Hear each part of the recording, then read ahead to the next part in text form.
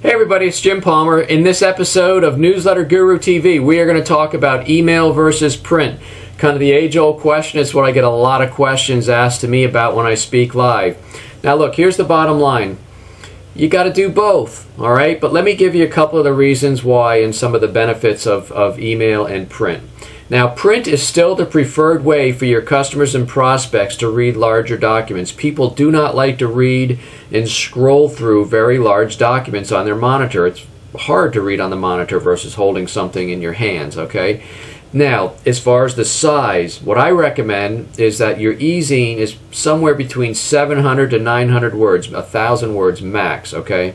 A print newsletter, however, can be on average about 500 words per page. So if your average 4-page customer newsletter is, say, 1,800 to 2,000 words, that's way too big to just be putting it online. People aren't going to read it online. So the other thing is, and this is really, really key, print does not have to compete with as much noise or clutter, as I call it, as email. Now think about this. When I go out to my mailbox every day, I get somewhere between 6 and maybe 12 pieces of physical mail. All right, so if somebody's trying to reach me with a marketing piece, they're like one of 12 pieces.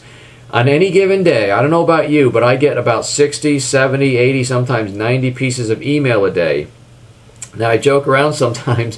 The only thing faster than the thumb on the remote control when you're sitting there at night watching TV is the finger on the delete button when you're scrolling through about 90 emails. Delete, delete, delete, delete, delete. You know, you're trying to find the things you need to see, and if you don't need to see it, it's usually getting deleted, even if it's something you signed up for, like an e-zine. Now, the other thing about e-zines is the email addresses of your customers and clients and prospects, they change far more frequently than physical addresses do. And once an email address changes, let me ask you a question. Somebody shoot this email. Somebody give me an email answer to this. Where on the internet can you go and fill out the information? This is my old email address. This is my new email address. Is everybody that was sending me my crap before forward it to my new email address, all right? It doesn't exist. So if you think when you hit send that you're communicating with your 4,000 or 10,000 or 20,000 customers right off the bat, that's a huge mistake. Realistically, you're probably communicating with about 30 to 40% of them, and those are the people that are opening it and they're getting through. But one of the reasons that number is so low is thanks to spammers. Companies and individuals are using some kind of spam blocking or email filtering software, which makes it very difficult for your e-zine to even get into your customer's email inbox. All right.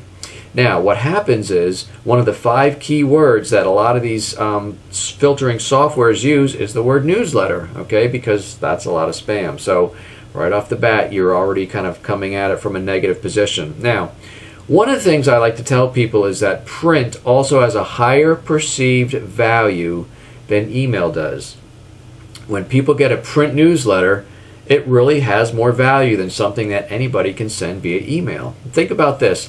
When I speak live, I call this the ultimate test. I say, listen, if anybody out there does not believe me on this higher perceived value, the next time your spouse's birthday or your anniversary rolls around, I want you to send them one of these e-cards instead of the $5 Hallmark card.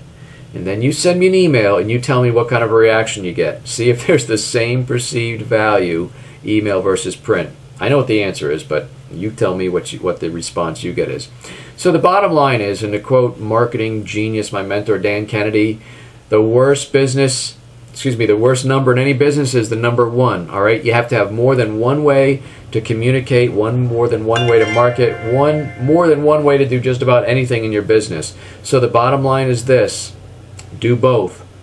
Folks that follow me, you know that I provide an e-zine every Tuesday about noontime. It's called People-Centered Marketing. If you're not getting it, go to peoplecenteredmarketing.com or go to thenewsletterguru.com and sign into that little yellow box in the upper right-hand corner, okay? And by the way, obviously I'm in the print newsletter business, but I do both. It's a good thing to do.